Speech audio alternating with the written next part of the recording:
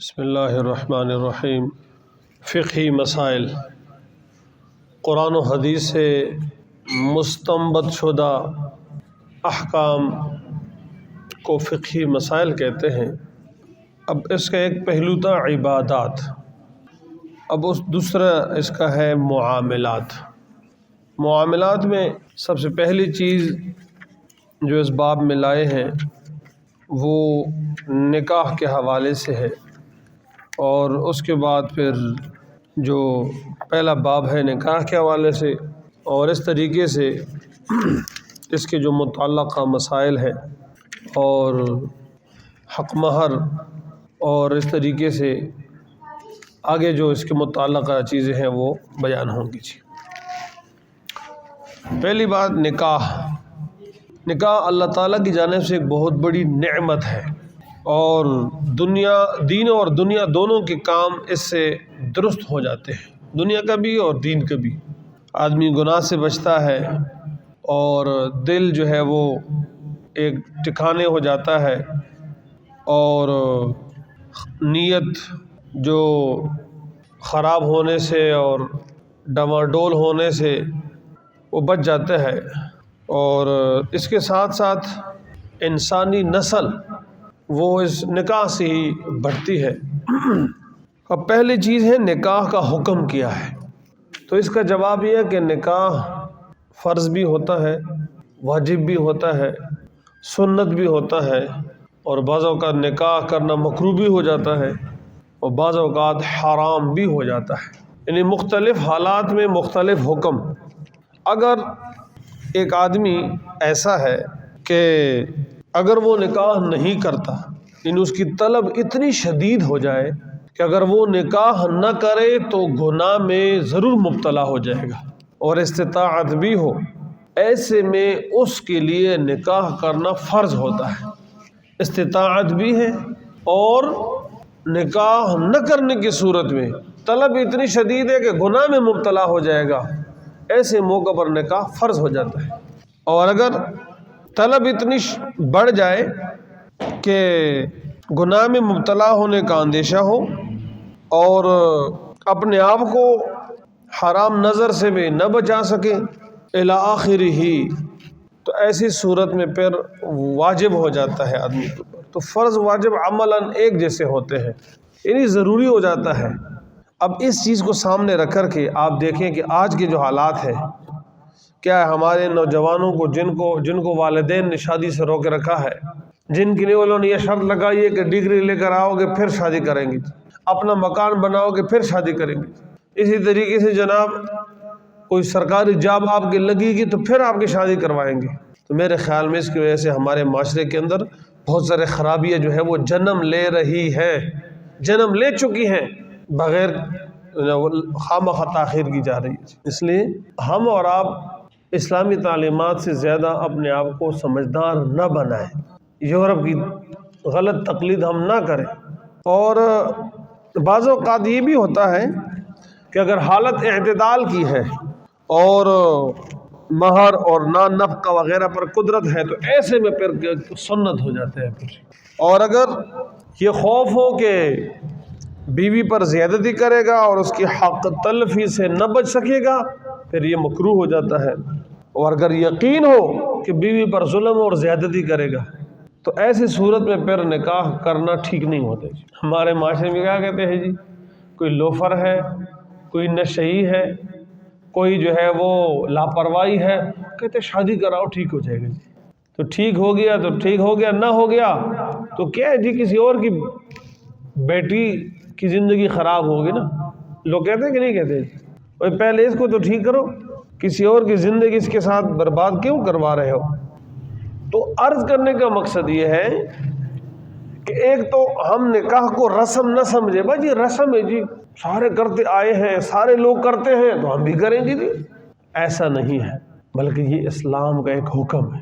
اب جب اسلام کا حکم ہے تو لہٰذا حالات کو دیکھتے ہوئے اب کسی جگہ پر فرض ہوگا، کسی جگہ پر نہیں ہوگا، کسی جگہ پر سنت ہوگا اور کسی جگہ پر نہیں ہوگا۔ ویسے ایک نکاح ایسا عمل ہے جو تمام انبیاء نے کیا ہے، سوائے حضرت یحییٰ علیہ السلام۔ حضرت یحییٰ کے علاوہ سب انبیاء نے یہ کام کیا ہے۔ حدیث پاک میں آتا ہے کہ کچھ کام ایسے ہیں جو سنن الانبیاء میں سے ہے، یعنی وہ کام انبیاء سب اس کام کو کرتے چلے آئے ہیں۔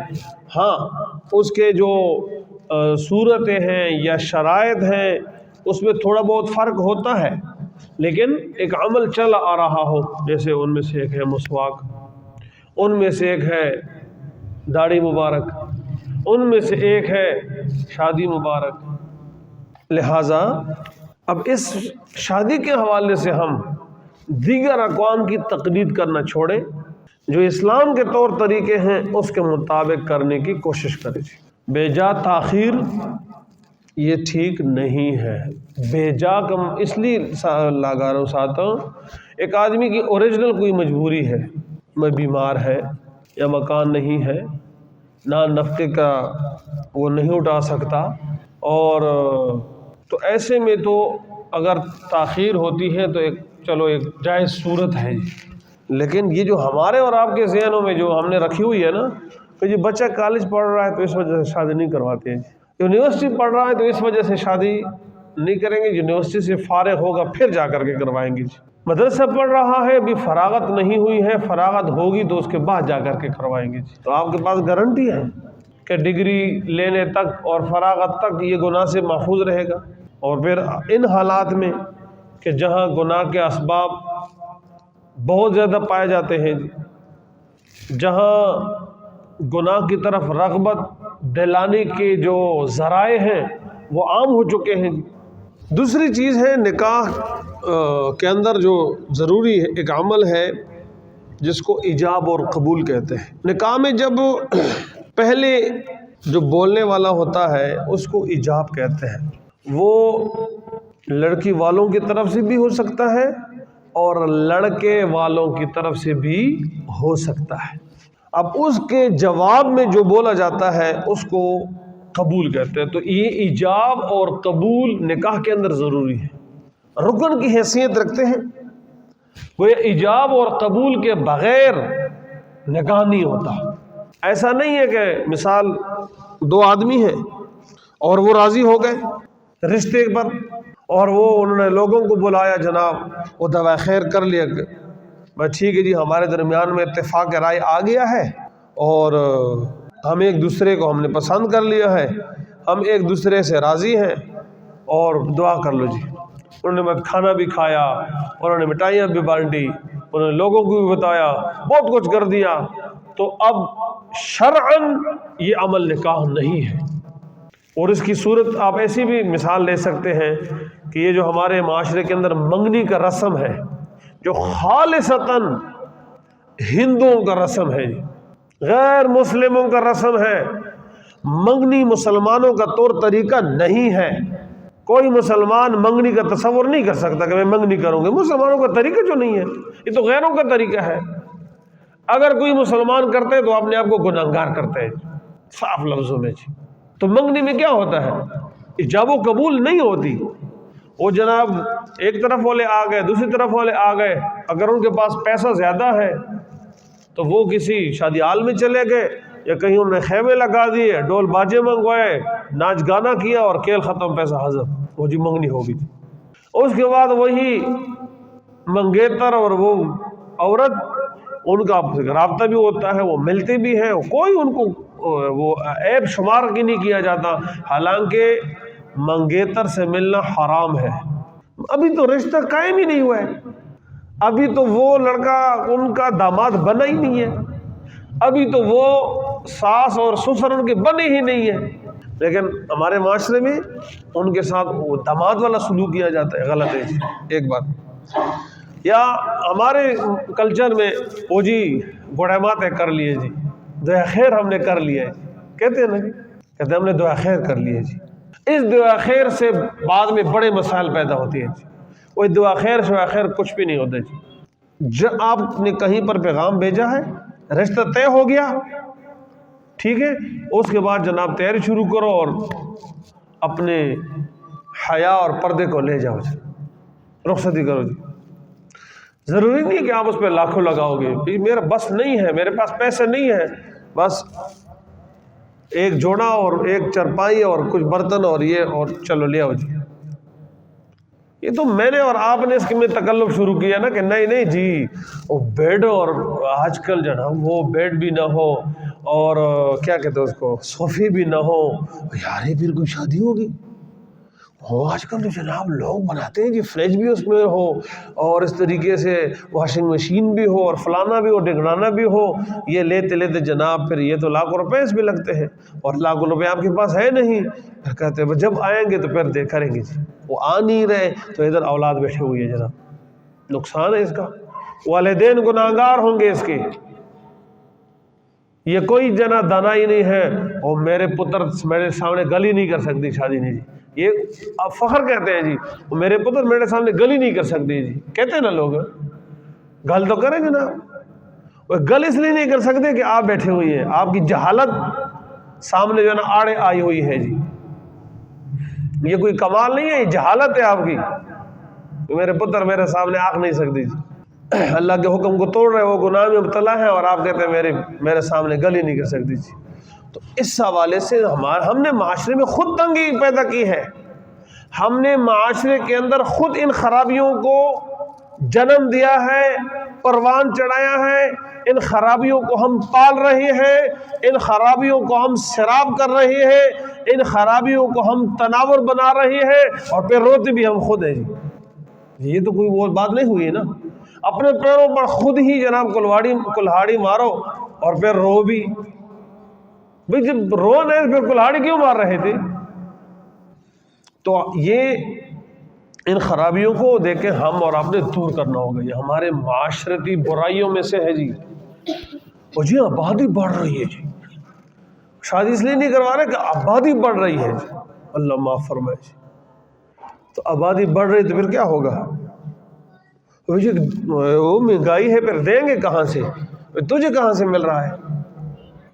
اللہ رب العزت اپنے پاک کلام کے اندر ارشاد فرماتے ہیں لا تقتلوا اولادکم خشیۃ املاق، وہ اس ڈر سے کہ کھائیں گے کہاں سے، اپنے اولاد کو قتل مت کرو، نحن نرزقکم وایاہم، تمہیں بھی ہم رزق دے رہے ہیں اور ان کو بھی ہم دیں گے، اور حقیقت ہے جی، بچہ بعد میں پیدا ہوتا ہے، اس کے رزق کا فیصلہ پہلے ہو چکا ہوتا ہے جی۔